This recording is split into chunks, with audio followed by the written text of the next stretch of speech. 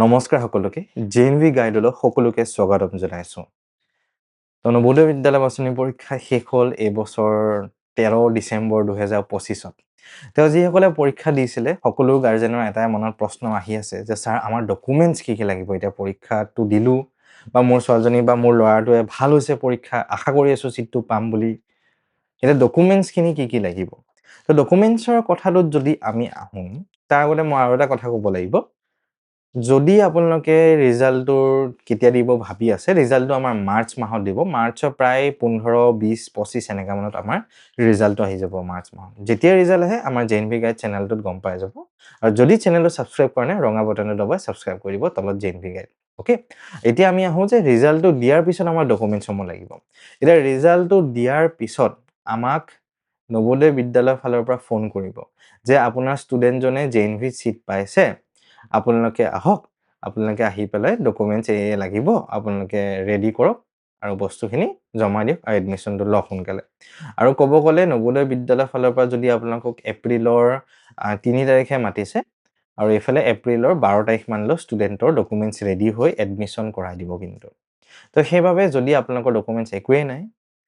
কি কি লাগিব সেইখিনি কম আৰু যদি ৰেডি কৰিব পাৰে কৰি থৈ দিব কাৰণ এই ডকুমেন্টছসমূহ এনেকুৱা নহয় যে অদৰকাৰী পিছলৈ লাগিব মেট্ৰিকৰ পিছতো লাগিব হাই সেকেন্ডাৰী পিছতো লাগিব ডিগ্ৰীৰ পিছতো লাগিব সকলোকে ঠিক আছে তো পোনপ্ৰথমতে আমাৰ আধাৰ কাৰ্ডখন লাগিব একদম সঠিক নাম এড্ৰেছ জন্ম তাৰিখ ডেট অফ বাৰ্থ গোটেইখিনি একদম পাৰফেক্ট একদম সঠিককৈ লাগিব তাৰ লগত যিখন আমাৰ বাৰ্থ সাৰ্টিফিকেট জন্মৰ যিখন আমাৰ সাৰ্টিফিকেট দিয়ে সেই বাৰ্থ সাৰ্টিফিকেটখন একদম পাৰফেক্ট সঠিককৈ লাগিব আধাৰ কাৰ্ডৰ লগত মিলি থাকাকে তাৰ পিছত আমাৰ এই দুটা বস্তু খুব ইম্পৰ্টেন্ট হয় তাৰ পিছত আমাৰ লাগিব ক্লাছ 3 4 5 ৰ মাৰ্কশিট 3 4 5 ৰ যিখন স্কুলত পঢ়ি আছে আপোনাৰ ষ্টুডেণ্টজন সেই স্কুলখনৰ মানে 3 মাৰ্কশিট দিয়ে 4 মাৰ্কশিট 5 মাৰ্কশিট সেইসমূহ লাগিব কিন্তু যদি হেৰাই গৈছে সেইখিনি এতিয়া বনাব চেষ্টা কৰক সেইখিনি ৰেডি কৰিব চেষ্টা কৰক কিন্তু 3 4 5 ৰ মাৰ্কশিট আমাৰ এতিয়া তাৰ পিছত আমাৰ লাগিব মাক দেউতাকৰ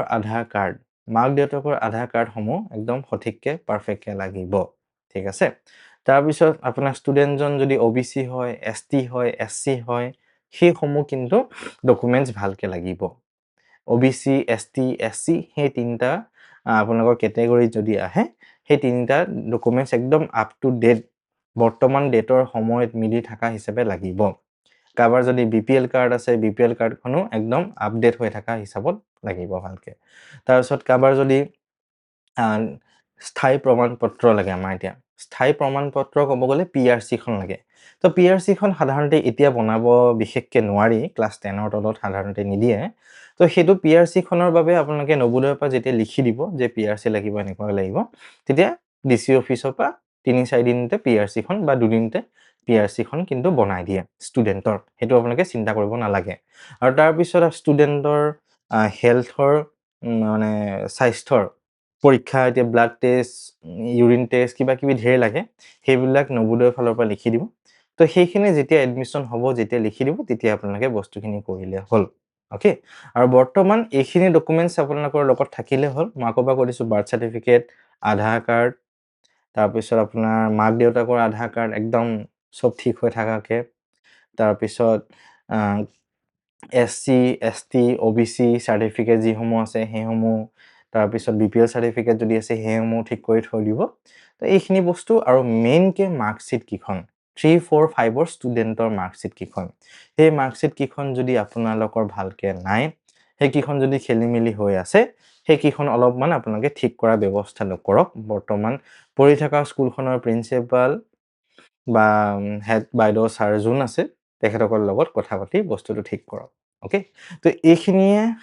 ডকুমেন্টছ আৰু জেএনভি ফালৰ পৰা আৰু কিছু ডকুমেন্টছ প্ৰত্যেক বছৰে নতুন নতুনকৈ বিচাৰি থাকে তো সেইখিনি বিষয়ে আপোনালোকক নবোদয়ৰ ফালৰ পৰা জনাই দিব যেতিয়া ৰিজাল্টটো দিব আৰু ৰিজাল্টটো আকৌবা কৰিছো মাৰ্চৰ 15 20 এনেকা মানত ৰিজাল্ট আহিব আহাৰ লগে লগে আমাৰ জেএনভি গাইড চেনেলটোত পাই যাব আপোনালোকে আমাৰ চেনেলটো সাবস্ক্ৰাইব কৰি থৈ দিব আৰু যিসকল কোনবা যদি আপোনালোকৰ ঘৰৰ ওচৰত কোনবা এবাৰ 4 ৰ ষ্টুডেণ্ট আছে এবাৰ 3 ষ্টুডেণ্ট আছে যি 4 পৰা 5 পাব 3 পৰা 4 পাব তেনেকুৱা টাইপৰ ষ্টুডেণ্ট সমূহ যদি আছে অলপমান আমাৰ JNV গাইড চেনেলটোৰ বিষয়ে অলপমান জনাই দিব। বহুতখিনি আমাৰ সহায় হয় এই বস্তুটো কৰিলে আপোনালোকৰ ফালৰ পৰা অলপমান সহায় এটা বিচাৰিছোঁ মই। অ'কে? আৰু যদি আপোনালোকে এই কেইটা দিনত আমাৰ লগত ইংলিছৰ গ্ৰামাৰ ক্লাছ কৰিব বিচাৰি আছে, এই এই নাম্বাৰটোত আপোনালোকে হোৱাটছএপত মেছেজ কৰিব পাৰিব বা ফোন কৰিব পাৰিব যে আমি গ্ৰামাৰ ক্লাছ ল'ব বিচাৰোঁ। অসমীয়া মিডিয়ামৰ কাৰণে আমাৰ গ্ৰামাৰ ক্লাছটো আৰম্ভ হৈ গৈছে আৰু ইংলিছ মিডিয়ামৰ কাৰণে গ্ৰামাৰ ক্লাছটো অহা 5 বা 6 তাৰিখ মানৰ পৰা জানুৱাৰী আৰম্ভ হ'ব গৈ আছে। ইংলিছ মিডিয়াম, অসমীয়া মিডিয়াম আমি আগৰ পৰা বেলেগে ক্লাছসমূহ কৰাওঁ। এইটো স্পেচিয়েল ইংলিছ গ্ৰামাৰ ক্লাছ হ'ব। অসমীয়া মিডিয়ামৰ কাৰণে পৰা স্পেচিয়েলি হ'ব আৰু ইংলিছ মিডিয়ামৰ কাৰণেও বেলেগকৈ হ'ব আমাৰ। ঠিক আছে? আৰু বিশেষকৈ আমাৰ এই উদ্দেশ্যটো হ'ল ইংলিছ গ্ৰামাৰত সাধাৰণতে আমাৰ অসমীয়া মিডিয়ামৰ ষ্টুডেণ্টসমূহে ইংলিছ গ্ৰামাৰত খুব সমস্যাৰ সন্মুখীন হয়। আৰু ইংলিছ মিডিয়ামতো কিছুমান ষ্টুডেণ্ট দেখোঁ যে যিয়ে ইংলিছতো পঢ়ি আছে মিডিয়ামত, খালি গ্ৰামাৰ বা ইংলিছ পঢ়িব লিখিব ভালকৈ নাজানে। সেইখিনি বস্তু আমি ঠিক কৰা আমাৰ মেইন উদ্দেশ্যটো হ'ল। তো সেইকাৰণে আপোনালোকে যদি যোগদান কৰিব বিচাৰে ইয়াতে আপোনালোকে মেছেজ বা ফোন কৰিব পাৰিব। ধন্যবাদ সকলোকে JNV গাইড চেনেলটোত ইমানখিনি মৰম আপোনালোকে দিয়াৰ বাবে সকলোৰে সহায় বহুত ধন্যবাদ জনাইছোঁ ইমানখিনি সহায় কৰাৰ বাবে, ইমানখিনি আশীৰ্বাদ দিয়াৰ বাবে প্ৰত্যেকজন অভিভাৱকৰ লগতে ষ্টুডেণ্টৰ লগতে প্ৰত্যেকজন ষ্টুডেণ্টৰ পৰিয়ালবৰ্গলৈ বহুত ধন্যবাদ জনাইছোঁ JNV গাইডৰ ফালৰ পৰা। Thank U.